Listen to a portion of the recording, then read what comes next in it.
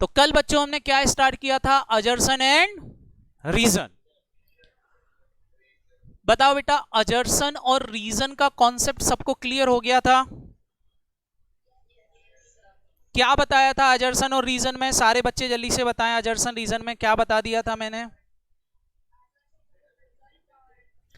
अजर्सन मतलब कोई काम हुआ तो उसका जो रिजल्ट बन के सामने आया, और रीजन मतलब उसको करने के लिए क्या उद्देश्य था, क्या ऑब्जेक्ट था। क्लियर है कि नहीं? बोलो।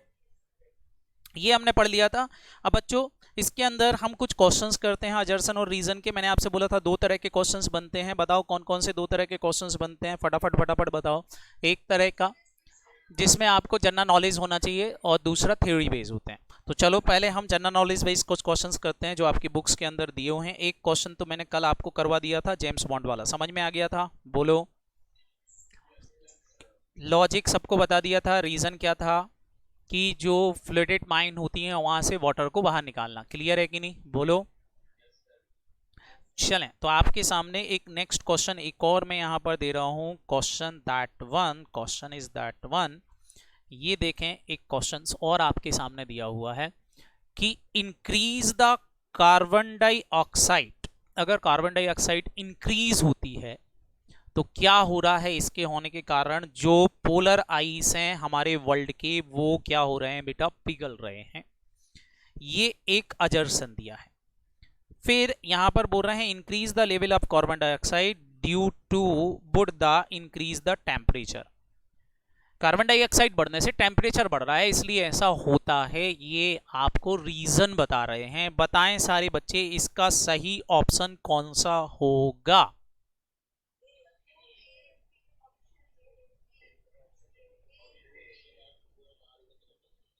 समझ में आ रहा है क्या बोलना चाहते हैं? बोलो। क्या बोल रहे हैं? फटाफट फटाफट सारे बच्चे बताएं क्या बोलना चाहते हैं। ये बोलो।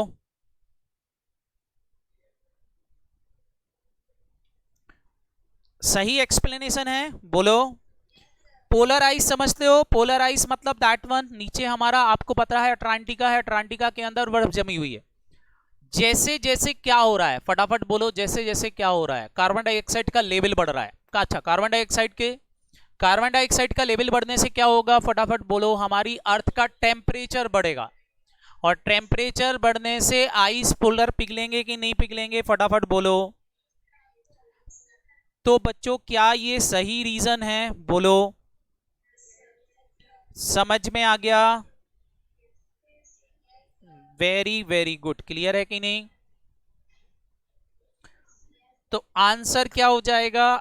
ए और आर दोनों ही ट्रू हैं भैया। आइस पोलर एक्चुअल में पिघल रहे हैं due to increase in carbon dioxide, और कार्बन डाइऑक्साइड बढ़ने से टेम्परेचर बढ़ रहा है जिसके कारण से ये पिघल रहे हैं। तो ये करेक्ट एक्सप्लेनेशन भी है। तो ऑप्शन कौन सा सही हो गया? फटाफट बोलो। ए। क्लियर है? चलें, नेक्स्ट क्वेश्चन एक और है यहां पर। नेक्स्ट क्वेश्चन एक और है, सारे बच्चे यहां पर देखेंगे। पहले मैं आपको इस क्वेश्चन को पढ़ाने से पहले दो चीजें बता दें। एक होता है बेटा फिजन।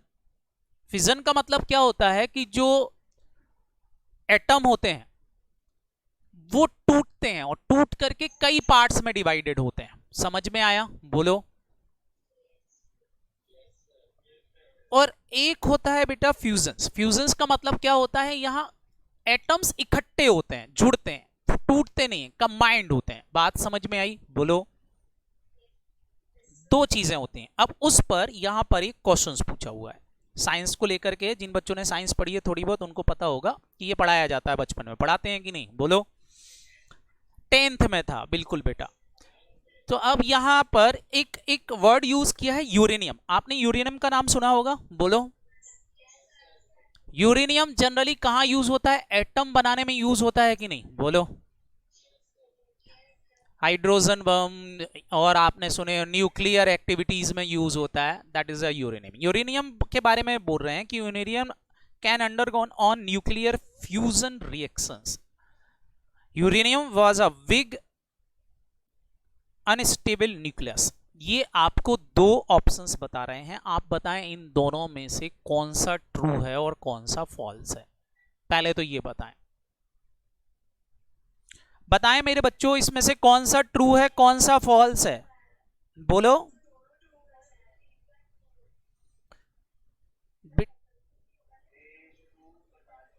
गलत बेटा, दैट इज फॉल्स। ये तो फॉल्स है, ये तो फॉल्स है।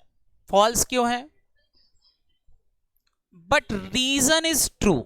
ये ट्रू स्टेटमेंट है, ये ट्रू स्टेटमेंट है, ये फॉल्स है। क्यों? यूरेनियम जो होता है बेटा वो टूटता है और टूट करके परमाणु बम बनता है। बात समझ में आ रही कि नहीं? बोलो।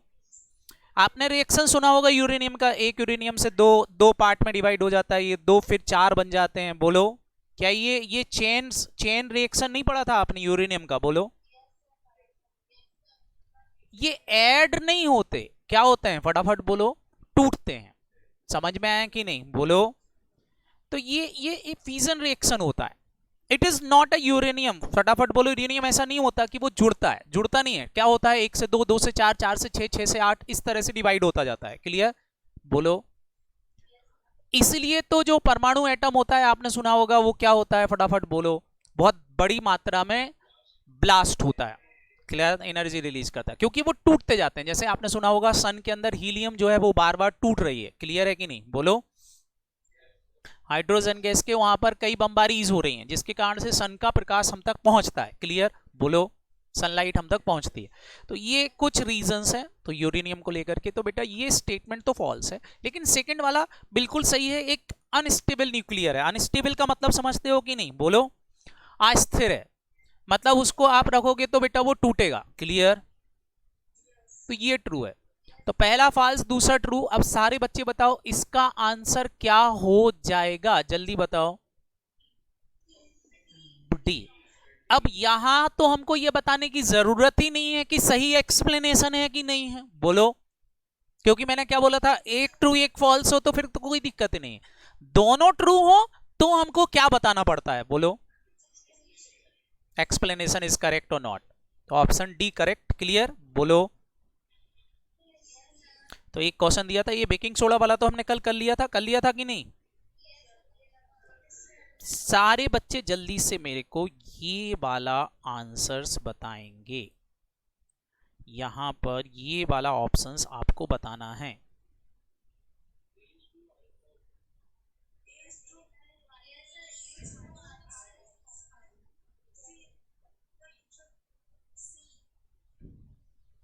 ए इज ट्रू,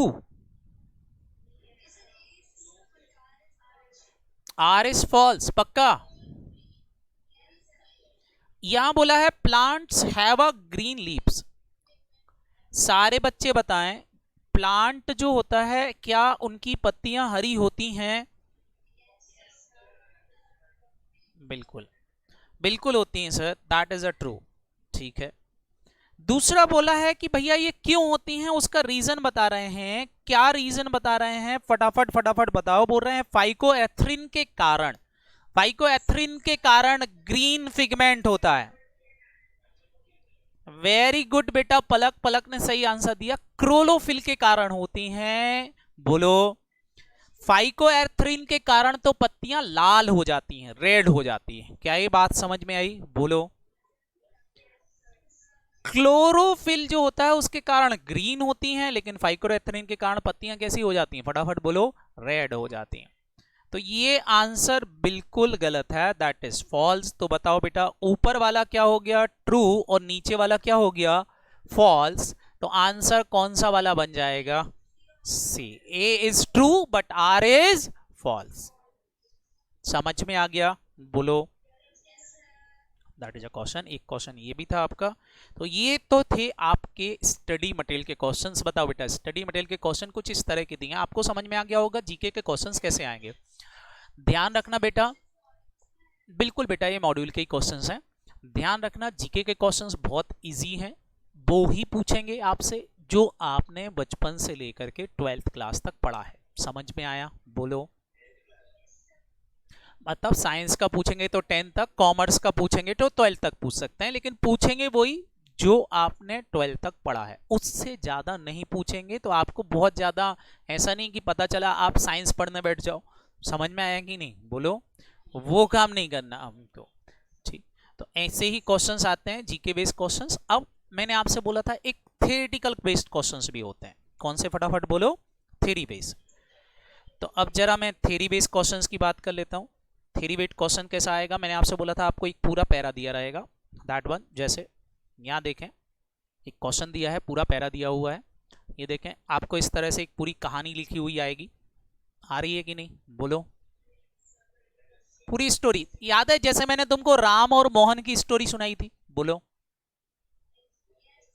सेम यहां पर एक पूरी स्टोरी दिखेंगी कि भैया ये ऐसा हुआ, ये हुआ, ये हुआ, ये हुआ, पूरी स्टोरी पैराग्राफ में बताएंगे।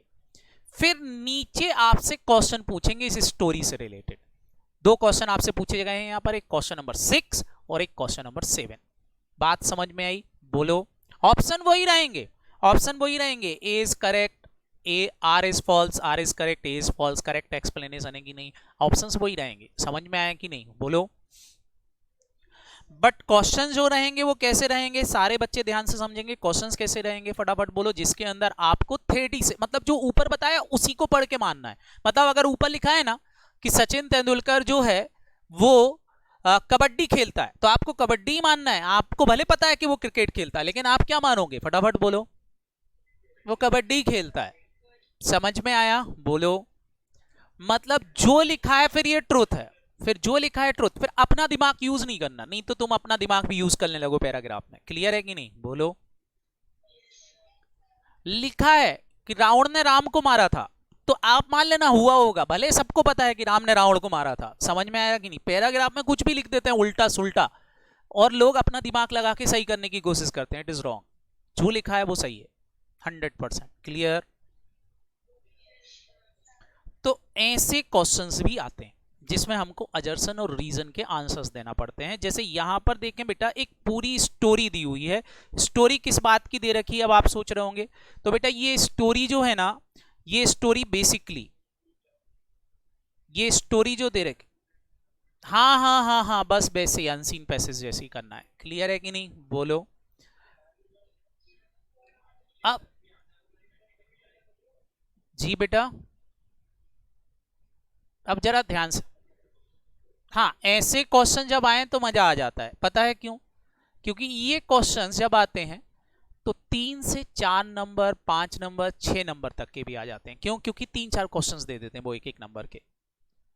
तो हमारा पास होने का जो चांसेस हैं वो और ज्यादा हो जाते हैं। क्यों, क्योंकि पैसेज पढ़ के ही तो आंसर देना है। तो क्वेश्चन क्या है बेटा, मैं आपको थोड़ा सा इसकी स्टोरी बता देता हूं ताकि आप जब ये पढ़ो तो आपको समझ में आए, और सारे बच्चों को इसका आंसर निकालना रहेगा। ये आपके स्टडी मटेरियल पेज नंबर 241 पर दिया गया है, पेज नंबर 241। चैप्टर जो है बेटा वो डिसीजन मेकिंग के नाम से मिलेगा। किस नाम से, डिसीजन मेकिंग। डिसीजन मेकिंग के क्वेश्चन नंबर 2 को, क्वेश्चन नंबर 5 को आपको देखना है। क्वेश्चन नंबर 5 नहीं, क्वेश्चन नंबर 5 नहीं बेटा, क्वेश्चन नंबर 5 नहीं, क्वेश्चन नंबर 6 और 7, क्वेश्चन नंबर 6 और 7 देखना है। डिसीजन मेकिंग का क्वेश्चन नंबर 6 इसी पर है। मैं आपको थोड़ी सी स्टोरी बता देता हूं क्या है। एक इंडिया की एजुकेशन सोसाइटी के बारे में बताया गया है। वो सोसाइटी का एक जो मेंबर था, एक बार वो किसी पर्टिकुलर प्रोग्राम चल रहा था, वहां गया किसी स्कूल के प्रोग्राम में। तो वहां उसको एक बात समझ में आई कि उस स्कूल में क्या कर रखा था कि उन्होंने जिन भी टीचर्स को अपॉइंट करते थे वो तो एक साइकोलॉजी टेस्ट करा के करते थे, जिसके कारण से उस स्कूल का परफॉर्मेंस बहुत अच्छा था। बात समझ में आ रही, बोलो। ध्यान से समझना, मैं जो बता रहा हूं इसी पर पूरी स्टोरी है, आप आराम से पढ़ना इसको। क्या है, वो बोल रहे हैं कि एक गवर्नमेंट की जो सोसाइटी, गवर्नमेंट सोसाइटी क्या करती है बेटा, स्कूल ओपन कराती है गांव में इधर उधर, और वहां पर लोगों को अपॉइंट करती है। गवर्नमेंट की एक सोसाइटी है जिसका नाम इन्होंने क्या बोला है यहां पर, SEI। क्लियर है, बोलो। Hello, society of education in India. ये जो है society of education in India, ये लोगों के यहाँ पर क्या करती है बेटा, स्कूल्स बनवाती है, स्कूल के अलावा स्कूल के स्टाफ को अपॉइंट करती है जहां पर बच्चे पढ़ते हैं, गवर्नमेंट स्कूल। क्लियर, बोलो। तो जो SEI का, ध्यान से सुनना पहले, जो SEI का एक बंदा था, एक बार कोई प्रोग्राम चल रहा था किसी प्राइवेट स्कूल का। वो प्राइवेट स्कूल के उस प्रोग्राम में गया तो वहां उनके बच्चों का परफॉर्मेंस बहुत अच्छा था गवर्नमेंट स्कूल के बच्चों से। तो उसको समझ में आया कि यार यहाँ के टीचर ज्यादा अच्छा पढ़ा रहे हैं। पता चला टीचर क्यों ज्यादा अच्छा पढ़ा रहे हैं, क्योंकि जो टीचर अपॉइंट होते थे वो साइकोलॉजी टेस्ट के बाद अपॉइंट होते थे। आप बोलोगे सर ये साइकोलॉजी टेस्ट क्यों, बेटा आपको पता है पता चला टीचर मार रहा है, पीट रहा है, लौंच रहा है, काट रहा है, तो बच्चे पढ़ेंगे क्या? बोलो। तो प्रॉपर टेस्ट होता था, उसके बाद ही अपॉइंट करते थे। अब टेस्ट होने के बाद अपॉइंट करते थे, तो उसने क्या किया, गवर्नमेंट सेक्टर के अंदर आकर के भी उसने बोला अब गवर्नमेंट के अंदर जो भी टीचर अपॉइंट होंगे ना, उनका भी साइकोलॉजी टेस्ट होना चाहिए। और उसके लिए साइकोलॉजी टेस्ट के लिए उन्होंने क्या किया, एक ग्रेजुएशन पढ़े हुए कोई मिस्टर विवेक गुप्ता थे, इनको अपॉइंट कर दिया। अब वो साइकोलॉजी टेस्ट के लिए उनको अपॉइंट कर दिया गवर्नमेंट सेक्टर के अंदर, तो गवर्नमेंट स्कूल के जो प्रिंसिपल्स वगैरह थे वो सब इनके अगेंस्ट हो गए कि हमको पागल समझते हो क्या, हमारा साइकोलॉजी टेस्ट हो गया क्या? बात समझ में आ रही कि नहीं? बोलो। तो एक दो महीने के अंदर ही जो ये पॉलिसी बनाई थी वो फेल होती नजर आ गई। समझ में आया? बोलो। वो फेल हो रही थी, क्यों? क्योंकि लोग जो प्रिंसिपल्स थे वो बोलते थे नहीं, कोई जरूरी नहीं है टीचर की साइकोलॉजी टेस्ट की, कोई पागल थोड़े ना होते हैं टीचर, ऐसे ही अपॉइंट करेंगे हम, तो जैसा चल रहा है वैसे ही चलेगा। तो सब लोग डिनाई कर रहे थे, तो वो पॉलिसी फेल हो रही थी। अब ये एक पूरी कहानी दी हुई है, इस कहानी पर आपसे क्वेश्चन नंबर 6 और क्वेश्चन नंबर 7 पूछा गया है, और साथ ही आपसे पूछा गया है कि बताओ बेटा ए सही है या आर सही है। समझ में आया कि नहीं? बोलो। और दोनों सही है तो सही एक्सप्लेनेशन है कि नहीं, इस तरह के क्वेश्चंस आते हैं। अब मैंने अभी आपको केवल एक स्टोरी शॉर्ट में सिखाया, बताइए, मैंने पूरा इसका नहीं बताया, लेकिन आप सबका धर्म कर्म क्या है कि आपको क्या करना है, सारे बच्चे ध्यान से सुनेंगे, इस पूरी स्टोरी को पढ़ना है, ठीक है? हेलो।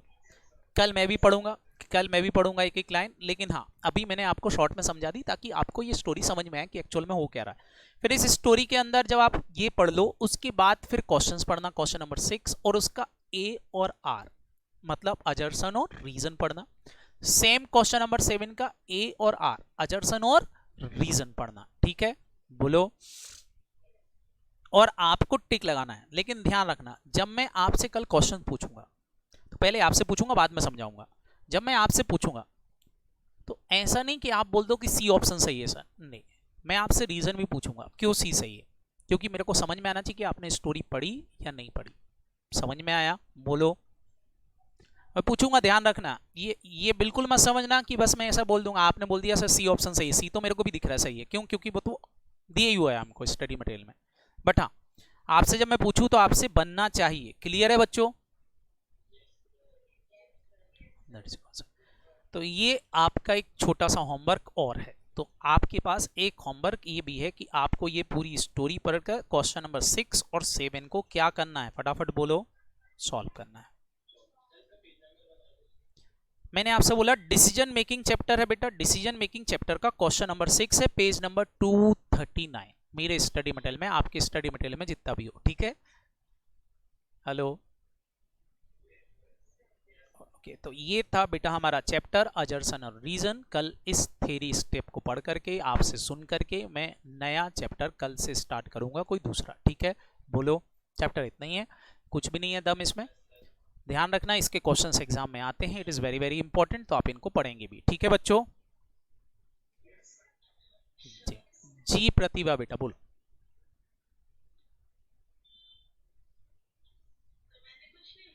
तो कौन बोल रहा था सर? ऊपर आप दिखे तो मैंने सोचा था आप, आस्था आप बोल रहे थे क्या बेटा? कृति, हाँ कृति बोलो, क्या बोल रहे बेटा? हाँ मैं सेंड करूंगा, लेकिन आज जो मैंने होमवर्क दिया है पहले बेटा इसको सॉल्व कर लो, ठीक है? फिर मैं आपको ढेर सारे क्वेश्चंस भेजूंगा, आप आराम से पढ़ के उनको सॉल्व करना। जी।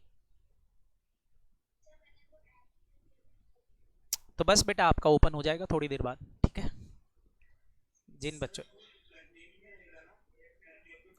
कंटेंट में वीडियो मिलेंगे, बिल्कुल उसके कंटेंट में वीडियो मिलेंगे सारे, ठीक है? सारे लॉजिकल रीजनिंग के वीडियो है, ठीक है? केवल इसी सब्जेक्ट के भैया, बाकी सब्जेक्ट के लिए आपको दूसरी ऐप एक और है नाहट एकेडमी की, वो ऐप जो है बेटा वो iOS पे नहीं चलती है, इसलिए मैंने अपने वीडियो इस ऐप पर डाल रखे हैं। दो ऐप्स बनी हुई, एक 11-12 की ऐप बनी तो मैंने यहाँ डाल रखे हैं, यहाँ इसलिए डाल रखे हैं ताकि यहाँ iOS वाले बच्चे भी आराम से पढ़ पाए, ठीक है? नहीं बेटा, केवल लॉजिकल रीजनिंग के सारे टॉपिक, ठीक है? एक और ऐप है ना नाहटा की बेटा, दूसरी ऐप, नहीं नहीं, वो तो फ्री है बेटा, उस पर कोई दिक्कत नहीं, ये स्टोरेज है क्योंकि ये iOS वगैरह सब पे चलती है, ठीक है। ये लीगल। हाँ ठीक है बच्चों, ओके। चलो तो मिलते हैं कल, बाय बाय बच्चों। बाय बच्चों, सारे बच्चों को जो होमवर्क दिया है करके आएंगे कल, ठीक है। बाय बच्चों, बाय बाय बच्चों।